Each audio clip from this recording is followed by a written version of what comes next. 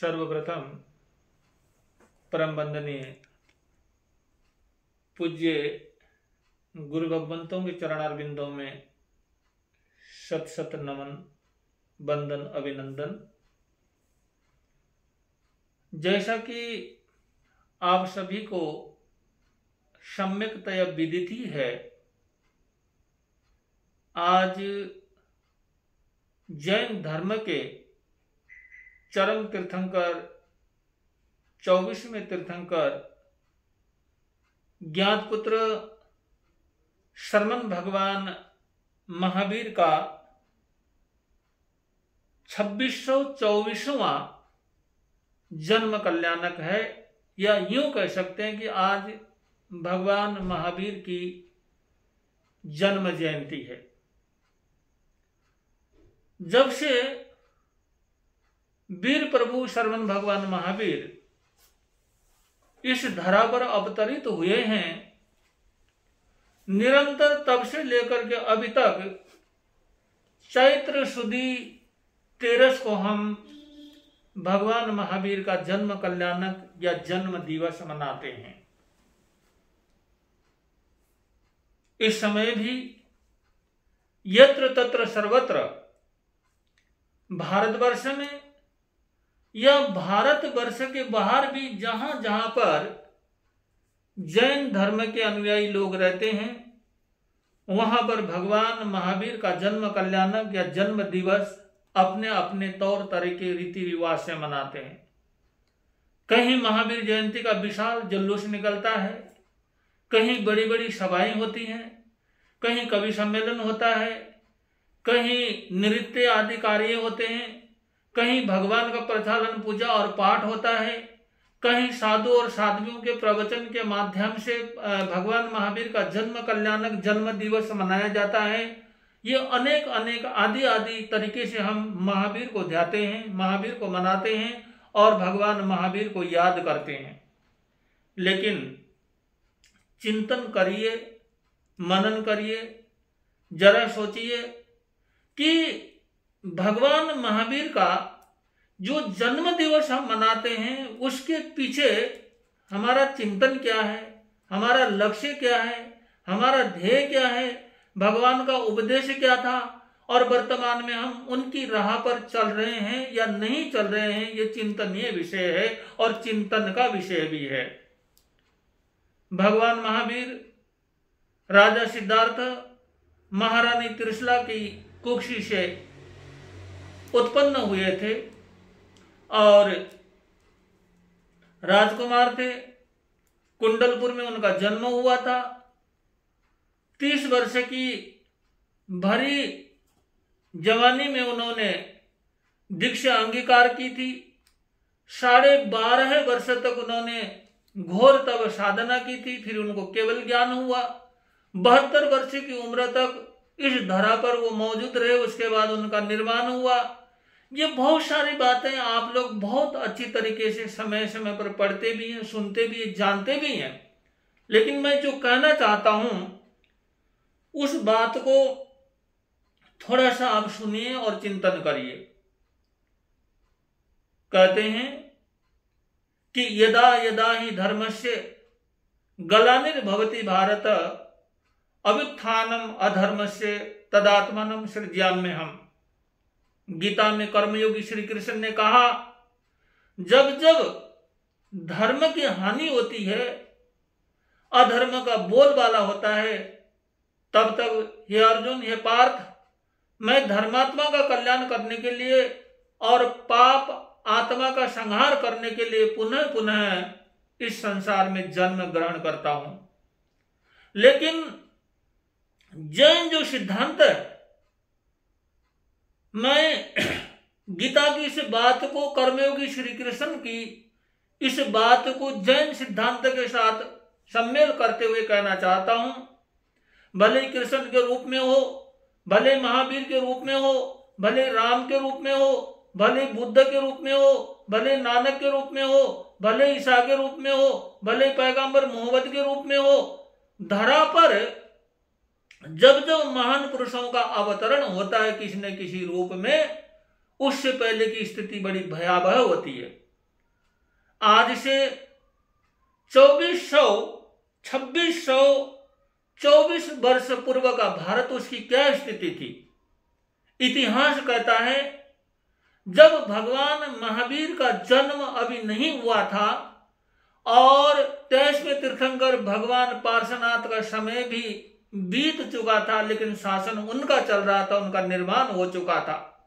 धीरे धीरे भारत की इस धरा पर बहुत सारे ऐसे आतताई लोगों का प्रभाव बढ़ गया था, जो धर्म के नाम पर लोगों को बहुत सारी उल्टी सुल्टी चीजें बताया करते थे।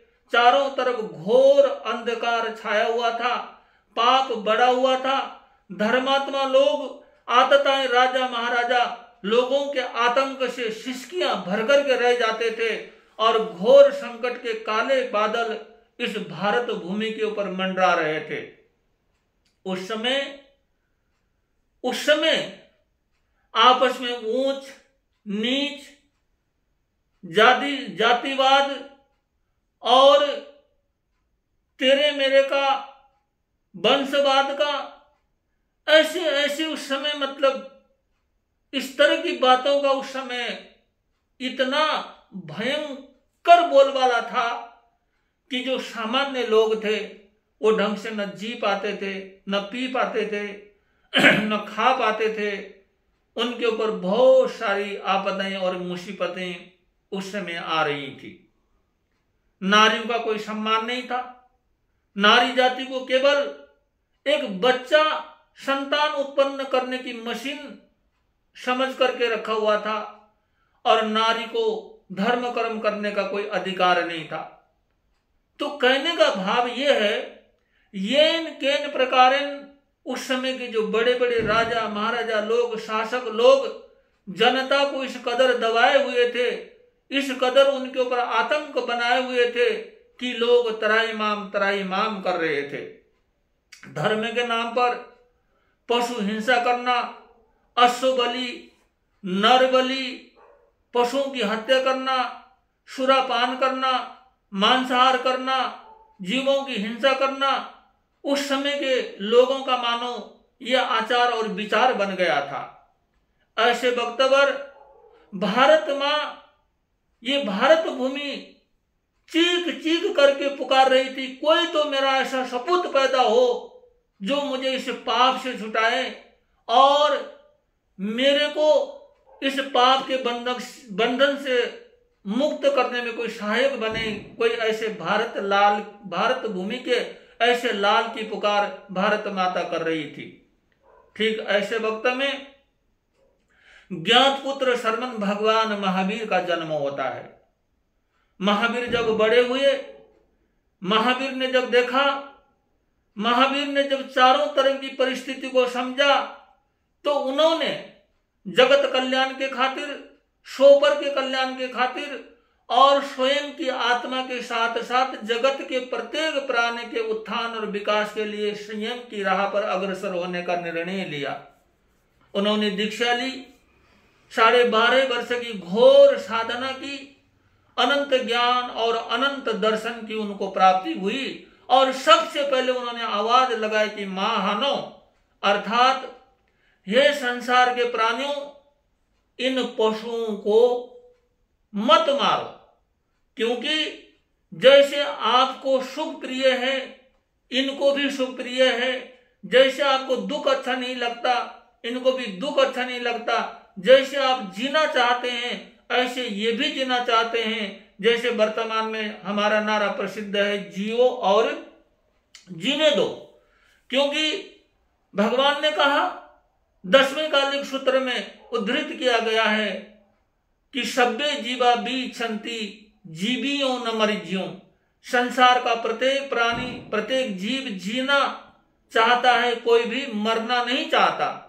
आचारांग सूत्र में कहा प्रभु ने कि सब्बेशिम जीवयम प्रियम, जीवन सबको प्रिय लगता है, दुख सबको अप्रिय लगता है, सबको जीने का अधिकार है, सबको सुख शांति पूर्वक रहने का अधिकार है। इसलिए भगवान ने बार बार पुकार के कहा कि मां हानो, मां हानो, मां हानो, अर्थात हे महामानवों, इन पशुओं की हिंसा बिल्कुल भी मत करो, क्योंकि अहिंसक बन जाओ। भगवान ने चतुर्विध संघ की रचना की। साधु, साध्वी, श्रावक, श्राविका, ये चारों मिलकर के चतुर्विध संघ बनता है। और चतुर्विध संघ की संरचना करने के बाद भगवान के चरणों में गौतम स्वामी प्रमुख, 14,000 संत और आर्य चंदना प्रमुख 36,000 साध्वियों ने भगवान के चरणों में दीक्षा अंगीकार करके अपने आत्म कल्याण का मार्ग प्रशस्त किया। भगवान ने जहां साधु और साध्वियों के लिए पंच महाव्रत का नियम बनाया, अहिंसा, सत्य, अस्त्य, ब्रह्मचर्य, अपरिग्रह, और वहीं पर श्रावकों के लिए भी 12 व्रत का विधान बनाया, जिसके अंदर कैसे जीवन जीना है, कैसे अपनी गृहस्थी चलानी है, कैसे धर्म आराधना करना है, कैसी मर्यादा में रह करके गृहस्थी के कार्य भी करना है, और संसार को मतलब क्या करना है, सीमित भी करना है, और मुक्ति मार्ग को प्रशस्त भी करना है। ये सारे के सारे आगार और अनगार धर्म दे करके भगवान ने साधु और गृहस्थों को भी सदमार्ग बताने का प्रयास किया।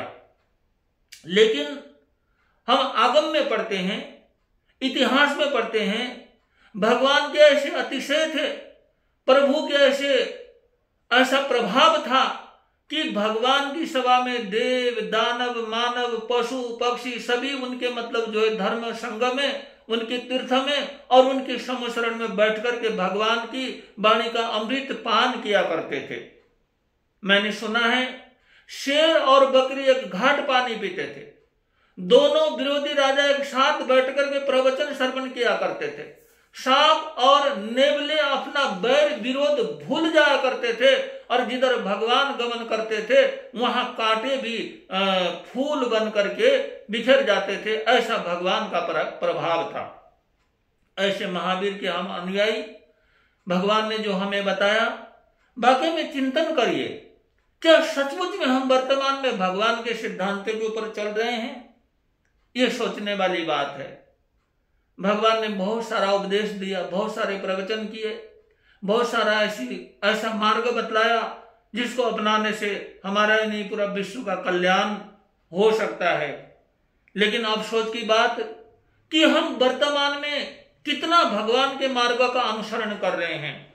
ये जुलूस निकालना, ये सभाएं बनानी, ये प्रवचन सभा बनाना, ये प्रवचन करना, ये भीड़ इकट्ठी करनी, ये पूजा पाठ करना, क्या ये वाकई में केवल इतना करने मात्र से हम भगवान महावीर के अनुयायी बन जाएंगे या हमारी आत्मा का कल्याण हो जाएगा? ये चिंतनीय विषय है। भगवान ने कहा रागाय दोषो ये विवेकम अभिम। महावीर का धर्म वो धर्म है। ये जैन धर्म कम और जन धर्म ज्यादा है। जन धर्म का मतलब जन, विश्व का प्रत्येक जन अगर भगवान के सिद्धांत का अनुसरण करे, उसका पालन करे, तो निश्चित ही उनकी आत्मा का क्या हो सकता है? कल्याण हो सकता है। भगवान ने आचार में अहिंसा और विचार में अनेकांतवाद, ये बहुत बड़े 2 सिद्धांत प्रदान किए। क्या आज हम अहिंसा के महत्व को समझ रहे हैं? आज हमारा समाज, आज हमारी युवा पीढ़ी, आज हमारे बच्चे किस रास्ते पर अग्रसर हो रहे हैं, ये किसी से छुपा हुआ नहीं है। तो ये समझने की बात है। आज हम लोगों के पास पैसा बहुत ज्यादा हो चुका है। पैसे के बल पर हम कुछ भी कर लेते हैं, प्रचार कर लेते हैं, प्रसार कर लेते हैं, सब कुछ कर लेते हैं। लेकिन पैसों के बल पर हम संस्कार उद्बुद्ध नहीं कर सकते। पैसों के बल पर हम संस्कार नहीं जगा सकते, क्योंकि संस्कार जगाने के लिए तो या तो संत चरणों में आना पड़ेगा या भगवान के जीवन को, उनके सिद्धांत को बहुत गहराई से समझना पड़ेगा। जो भगवान रात्रि भोजन के लिए मना करते हैं, जो भगवान प्याज और लहसुन तक प्रयोग करने का मना करते थे, जो भगवान अभक्ष्य का मना करते थे, यहां तक कि रात्रि भोजन करने में जीव हिंसा मानते थे, आज उस महावीर के अनुयायी कुछ लोग, हमारी युवा पीढ़ी, सब तो नहीं, कुछ कुछ जो अभक्ष्य का जो सेवन करने लगे हैं, सुरापान करने लगे हैं, ऐसी ऐसी चीजें करने लगे हैं। बहुत सारे हमारे जैन लोग आज किराने की दुकान पर कई कई ऐसी जगह मतलब जो है ऐसे अभक्ष्य अंडे आदि के क्रेट वगैरह रख करके उसका व्यापार करने लगे हैं, ऐसे ऐसे धंधे करने लगे हैं। बड़े बड़े होटलों में जो बाहर आते हैं बाहर से उनके लिए सुरा पान वगैरह वगैरह और भी नॉन वेज वगैरह उनको परोसा जाता है, इस तरह के धंधे करने लगे हैं। ब्याह और शादियों में मतलब शराब के स्टॉल लगाए जा रहे हैं। अगर ये चीज हम वास्तव में कर रहे हैं तो ये सोचने वाली बात है कि आप काम के जैन कम और नाम के जैन ज्यादा हो। ऐसे खाली जैन मानने से, जैन होने से, जैन शब्द लिखवाने से या अपने आप को कहने से कि हम भगवान महावीर के अनुयायी हैं, मुझे नहीं लगता कि हम स्वयं को भी धोखा दे रहे हैं और अपनी आत्मा को भी धोखा दे रहे हैं। ये मतलब सोचने वाली बात है। मेरी बात आपको कड़वी लग सकती है लेकिन ये सच्चाई है। भगवान का कितना बारीक सिद्धांत है। वो कहते हैं कि नंगे पांव चलो, जीभ हिंसा होगी, मौन रखो, कटु सत्य नहीं बोलना, ऐसा पीड़ाकारी, छेदकारी, भेदकारी, कलेकारी, जैसे किसी की आत्मा को ठेस पहुंचे ऐसा वचन भी नहीं बोलना, वहां पर मौन रहना है, जीव हिंसा नहीं करनी, रात्रि भोजन का त्याग करना, ऐसी कोई प्रवृत्ति नहीं करनी। भगवान के तो इतने बारीक इतने अच्छे सिद्धांत है, लेकिन हम क्या कर रहे हैं ये हमारे लिए एक सोचने वाली बात है। हमारी युवा पीढ़ी किस रास्ते पर चल रही है ये सोचने वाली बात है। कभी कभी हम संत लोग अपने समाज की परिस्थिति को लेकर के कभी उग्र स्वभाव में हम प्रवचन कर लेते हैं। मैं भी वो बोल रहा हूं, उसमें मैं भी आ गया, लेकिन वो हमें अपने आप को भी देखने की जरूरत है। भगवान के अनुयायी पंच महाव्रतधारी संत, भगवान ने इतने मतलब 9 मल्लवी, 9 लिच्छवी, 18 गणराज्य के राजाओं को एक कर दिया। भगवान ने नेवले और सर्प को एक कर दिया। भगवान ने बकरी और शेर को एक कर दिया। और भगवान ने अपने अमृत वाणी से सबको एक साथ अपने अमृत में वचन पिला करके सबका राग देश खत्म कर दिया। हम उन महावीर के अनुयायी हैं, लेकिन पंच महाव्रतधारी हम संत आज भगवान के शासन को, भगवान के सिद्धांत को, भगवान की बातों को, भगवान के धर्म को कैसे हम बाड़े बाड़े में, गली गली में और अलग अलग मतलब जो कोठरी में उनको मतलब बंद कर रहे हैं। कैसे आज संप्रदायवाद फैल रहा है। आज तेरा, आज मेरा, आज मेरी क्रिया, आज तेरी क्रिया, मैं ऊंचा तू नीचा, ये सब लोगों में आज हम कैसे जहर फैला रहे हैं ये सोचने वाली बात है। हम संत संतों से मिल नहीं सकते, हम संत संतों के साथ बैठ नहीं सकते, हम संत एक फट्टे में बैठ नहीं सकते, एक संत दूसरे संतों को बंधन व्यवहार नहीं कर सकता। अगर ये राग देश है मेरे अंदर हो चाहे किसी के अंदर हो, अगर ये राग देश है तो समझ लेना मुझे नहीं लगता कि हम वास्तव में पंच महाव्रत धारी है। ऐसा कौन सा पैमाना है? आज लोग बस इसी में उलझे हुए हैं, ये मेरा, ये तेरा, इसको बंधन करना, इसको बंधन नहीं करना, इसका चतुर्मास कराना, इसका चतुर्मास नहीं करना, इनके पास जाना, इनके पास नहीं जाना, ये ऊंचे ये नीचे। आज हम थर्मामीटर लेकर के बैठे हुए हैं। अगर यही नाप करते रहेंगे, यही लेखा जोखा करते रहेंगे तो वक्त हाथ से गुजर जाएगा।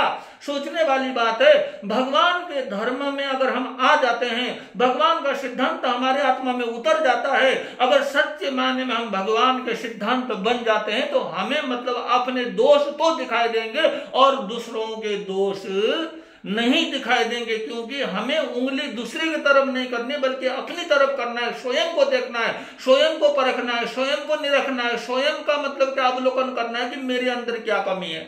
लेकिन हम खुद को तो भूल गए। आज हम टेंडर लेकर के बैठ के दूसरों की निंदा आलोचना करने के लिए, दूसरों का अवमाननाबाद करने के लिए आज हम ये सब चीज करने में लगे हुए हैं। अगर इसी तरह से रहा तो वक्त निकल जाएगा, न हम स्वयं अपनी आत्मा का कल्याण कर पाएंगे बल्कि लोगों को भ्रमित करने के कारण, लोगों को गलत दिशा में लगाने के कारण, लोगों को बाड़े बंदी में फंसाने के कारण, लोगों को राग देश का पाठ पढ़ाने के कारण और लोगों को मतलब जो है समाज में फूट डालने के कारण हम ऐसे महामोहनीय कर्म का बंद कर जाएंगे तो सदियों तक और जन्म जन्मांतर तक उन कर्मों से मतलब छुटकारा पाना बहुत मुश्किल हो जाएगा। मेरा कहने का भाव केवल इतना है, हम स्वयं का निरीक्षण करें और विचार करें क्या वास्तव में हम महावीर के अनुयायी हैं? क्या महावीर के दिखाए हुए मार्ग पर हम चल पा रहे हैं? तो अगर हम ये निरीक्षण करते हैं, आत्मा का अवलोकन करते हैं, स्वयं की चर्या का अवलोकन करते हैं, तो ये महावीर जयंती मनानी, ये प्रवचन करना, ये जुलूस निकलवाना, ये पूजा पाठ करवाना, ये उपदेश देना, ये प्रवचन देना, ये लोगों को समझाना, ये सब कुछ हमारा सफल हो जाएगा अगर हम इसी तरह से बाड़े बंदी में लगे रहे, निंदा आलोचना करते रहे, दूसरों का दोष देखते रहे और इस मतलब बढ़ती हुई गतिविधि जो मतलब भौतिकवाद के प्रपंच में जो गतिविधि बढ़ रही उसी में हम संलिप्त रह गए तो महावीर का न तो पंच महाव्रत ही रहेंगे, न अपरिग्रहवाद का सिद्धांत ही रहेगा, न अनेकांतवाद का सिद्धांत ही हमारे अंदर रहेगा, बल्कि यह खाली एक मात्र एक तमाशा खेल बन करके रह जाएगा और हम स्वयं की आत्मा को भी मतलब एक वंचित करेंगे, इसको ठगेंगे और दूसरों को भी ठगने का काम करेंगे। इसलिए हमें स्वयं को चिंतन करने की जरूरत है और महावीर का एक एक सिद्धांत इतना बारीक है, इतना बारीक है, इतना महत्वपूर्ण है। अगर एक भी चीज आ जाए कि शांत हो जाओ, निर्मम हो जाओ, बिल्कुल शांत हो जाओ, मुंह से बोलना नहीं, किसी की निंदा नहीं करनी, किसी की आलोचना नहीं करनी, किसी को मतलब जो कोसना नहीं है, स्वयं अपने को देखो। अगर ये थोड़ी बहुत चीज भी हमारे अंदर आ जाए तो सच्चे मायने में इस पंचम काल में भी हम भगवान के सिद्धांतों को अपना करके मुक्ति की प्राप्ति कर सकते हैं। तो इन्हीं भावों के साथ महावीर जयंती के पावन प्रसंग पर आप सभी को बहुत बहुत शुभकामना देता हूं, बधाई देता हूं और यही भावना भाता हूं कि हम सच्चे मायने में भगवान के सिद्धांतों को समझ सकें, हम सच्चे मायने में भगवान के अनुयायी बन सके, सच्चे मायने में हमारे अंदर जो जहर पल रहा है, जो हम भ्रमित हो रहे हैं, उस अंधकार से निकल करके हम भगवान ने दिखाए हुए ज्ञान रूपी प्रकाश की तरफ हम प्रगृहित हो, तभी हमारी आत्मा का कल्याण हो सकता है। इन्हीं शब्दों के साथ मैं अपने वक्तव्य को विराम देता हूं और मेरी बात को किसी को अगर मेरी बात बुरी लगी हो तो मैं मिच्छामी दुक्कडम भी करता हूं, क्योंकि मेरा भाव किसी की निंदा आलोचना कटाक्ष करना नहीं, सत्य तथ्य का उजागर करना और भगवान की वाणी का अपनाना, केवल प्रेरणा देना मेरा ये भाव था और किसी को नीचा दिखाना या किसी की आलोचना करने का मेरा कोई विचार नहीं है। इन्हीं शब्दों के साथ मैं अपने वक्तव्य को विराम देता हूं। ओम शांति।